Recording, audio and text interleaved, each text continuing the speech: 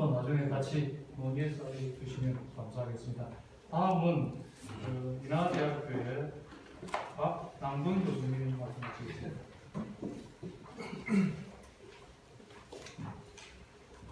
안녕하세요. 저는 인하대학교의 김윤 교수라고 합니다. 박남돈입니다.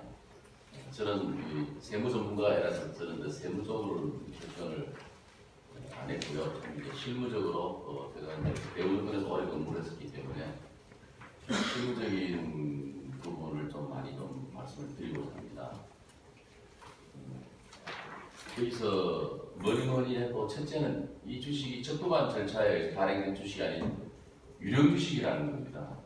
그러니까 결국 유령 주식이기 때문에 이게 뭐 정상적인 주식으로도 총발행 주식에 포함이 되느냐 안 되느냐 이런 논란을 한다는 건 사실은 필요 없는 부분인데, 제가 지적하고 싶은 것은 이제 오문성 교수님께서도 말씀을 하시지만 여기서 가장 큰 문제는 사실은 삼성증권이 문제가 저는 아니라고 봅니다. 한국예탁결제원의 문제라고 저는 지적을 하고 싶습니다.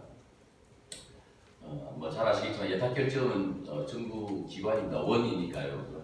금융감독원처럼 예탁결제원 정부 산하 기관이라고 봐야 되는데, 그 예탁결제원을 한국 예탁결제원을 두고 있는 이유가 한국은행은 은행의 은행입니다. 예탁결제원은 실물, 주식이나 채권 같은 그런 실물의 은행이라고 보셔야 됩니다. 증권회사들의 은행이죠. 그러면 총체적인 실물 관리를 해야 될 책임을 가진 곳은 한국예탁결제원입니다.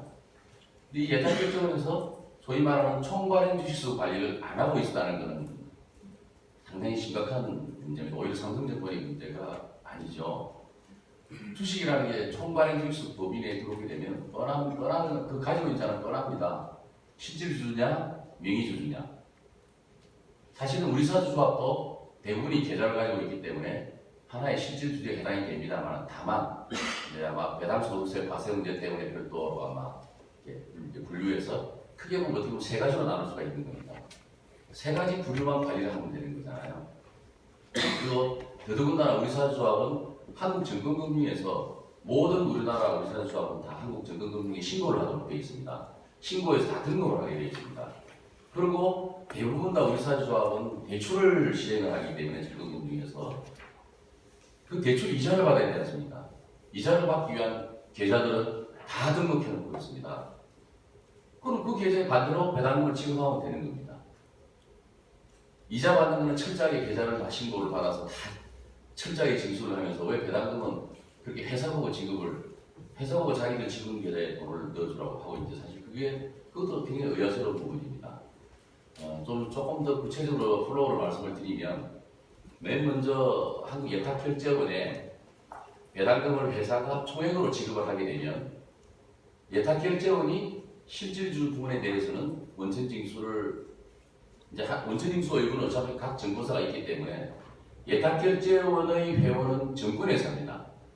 그러니까 예탁결제원의 계좌는 정권회사 가지고 있으니까 예탁결제원이 실질주주 부분을 총액으로 다 지급을 하게 되면 그 각 정권사가 이제 각 계좌에다가 원천징수를 하면, 의무가 있기 때문에 원천징수를 하면서 이제 계좌에 배당금을 집어 넣으면 되는 것이고요.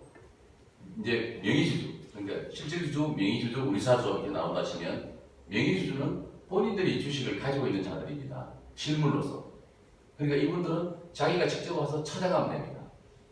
그럴 때 뭐 예탁결제원이 원천징수를 해줄 수도 있고, 아니면 대부분 다 명의주주 같은 경우는 자기가 총액을 받아서 본인이 배당소득세 신고를 해서 납부를 하는 방법으로 하면 될 것입니다. 왜냐하면 대부분이 대주주들이 그런 경우가 많습니다. 일반 소액주주들은 실물을 가지고 집에 두고 있는 건 거의 없기 때문입니다. 그래서 명의주주는 대부분 대주주인 경우가 많아서 명의주주 관리.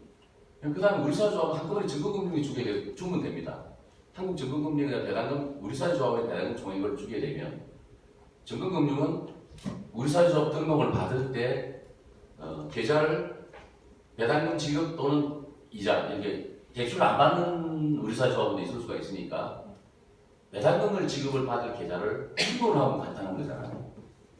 그러면 어차피 배당소득세도 없으니 원천징수할 것도 없고 그냥 각 계좌에 이자 떼는 계좌에 그냥 지급을 해주면 되는 겁니다. 그러면 회사가 뭐 클릭해서 뭐 우리사 조합에 뭐 1,000원을 걸고 1,000조를 걸고 이런 일이 발생되지는 않는 것이죠. 이런 부분들이 안타까운 부분이 사실은 이제 좀뭐 이런 자리에서 이런 얘기가 될지 모르겠습니다만 이제 관료들이 조금 괜찮은 부분들은 혈압에 맡기는 그런 좀 부분들이 사실 좀 있지 않습니까? 네, 그런 부분들도 한국 예탁결제원도 약간의 그 관료적인 성격을 좀 띠고 있다 보니까 제가 볼 때는 저희 실무자가 볼 때는 좀 귀찮아서 그냥 각 증권사하고 니네들이 알아서 해라고 하지 않았을까 이런 부분 추측을 해보는데 어쨌든 좋은 개선 방안으로는 한국 예탁결제원이 총 발행 주수를 발행하면 된다. 아까 말씀하신 두 번째 이제 그 오은성 교수님께서 아주 잘 지적을 해주셨는데요. 공매도에 관한 문제입니다. 근데 이제 아까 오은성 교수님께서 말씀하신 대주는 차입형 공매도라고 보시면 됩니다. 그것도 한국 예탁결제원이 얼마든지 관리할 수가 있습니다. 총발행 주수는 뻔한 겁니다. 총발행 주수는 다 누구나 알고 있는 정보고 회사의 총발행 주수는 굉장히 중요하죠. 왜? 기업 가치라는 것은 일반적으로 여러분들 시가총액이라는 말을 많이 들어보셨을 거예요. 시가총액이 뭐 기업의 총 가치입니다. 전체 엔티티죠, 엔티티. 총 가치인데 나누기 총발행 주수 하면은 바로 그게 시가 아닙니까? 총발행 주수 나누기까지 전체 시가총액 나누기 총발행 주수는 1주당 시가고 그게 주가거든요. 그런데 우리가 가만히 생각해 보시면 비차입형 공매도는 총발행 주수를 초과하게 됩니다. 그렇지 않습니까? 차입형 공매도는 다른 사람들 빌려오는 것이기 때문에 그죠? 총발행 주수를 초과하지 않습니다.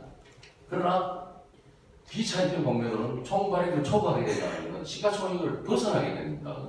과도한 시가총액이 되는 것이죠. 그러니까 정상적인 시가액에서도 방해가 됩니다. 그래서 제 생각에는 이 비차입형 공매도는 금지를 시켜야 되는 게 당연하고요. 그게 시가총액 발휘 차원에서도 그렇습니다. 자, 그렇다면 차입형 공매도만 지금 현재 우리나라에서도 배영이 차입형 공매도만 보여주고 있다면 그것조차도 예탁결제원은 얼마든지 관리가 가능합니다.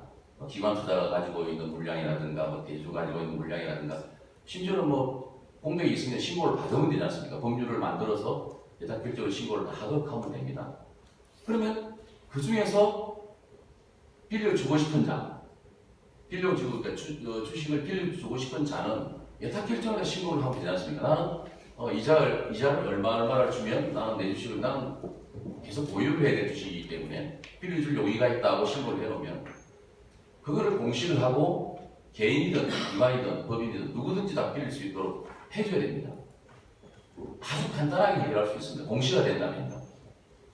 그죠? 그런데 지금은 이 사실 차입형 공매도도 개인은 거의 혜택을 보고 있지 못합니다. 대부분이 기관 투자가들이 혜택을 보고 있는 것이죠. 그러니까 여러분들 뭐 PBS라고요. 프라임 브로커지 서비스를 하는 회사들이 있습니다. 사모 집합투자기구의 이제 그게 전문 이제 뭐 프라임 브로커지 이제 뭐라고 그러는 단독 그 집합투자기구의 모든 거래를 대행해주는 한 군데서만 대행을 해주게 되어 있습니다. 대출을 해달라면 바로 대출해주고 주식도 대출을 해달라고 원하면 바로 대출을 찾아주고 그런 역할을 하는 것이 PBS가 이제 대행증권사들이 하고 있는데 그런 당일 PBS들 기관 투자가들을 상정할 수밖에 없죠. 그런 구조적인 문제점들이 있는데 이거는 정말 잘못됐다고 보고요. 주식을 빌리고 싶은 사람은 자기가 거래하는 증권사, 증권거래소의 회원이죠. 증권거래소의 회원이 증권사입니다. 여러분들 얼핏 보면 뭐 개인이 다 증권거래소 거래하는 것처럼 보이지만 사실은 전산이라는 시스템을 통해서 증권회사가 거래소의 회원이고 그 증권회사의 고객이 개인입니다. 그러니까 모든 주문은 자기가 거래한 증권사에 주문을 내는 것이고 그 증권사가 거래소에 증권사가 먼저 체결을 시키고 남는 한쪽이 남는 거 아닙니다. 한쪽 남는 거를 거래소에 보내서 다른 증권사와 거래를 시키는 시스템이 바로 거래소 시스템입니다. 그렇다면 반대로 주식을 빌리고 싶을 때도 본인이 주식을 빌리고 싶다는 의사를 표시하게 되면 예탁결제원에서 한꺼번에 취합 관리하게 되면 물량이 있으면 언제든지 빌려주면 되는 겁니다. 다만 이제 그 채권 확보는 그 해당 회원인 증권사가 관리하면 되겠죠. 대부분 이제 증거금을 받게 됩니다. 차익 증거금을 받게 되는데 증거금 관리하게 되면 전혀 그런 문제는 없다고 봅니다. 그래서 그런 차익형 공매도를 허용해 주되 모든 개인도 활용할 수 있도록 또 한국예탁결제원에서 간단한 시스템을 가지고 신고를 받고 공시를 하면 굉장히 투명한 증권시장이 될 것입니다. 그런 것도 왜 안 하고 있는지는 저도 아직 잘 모르겠습니다. 아주 쉬운 것 같은데 왜 안 하는지 잘 모르겠고요.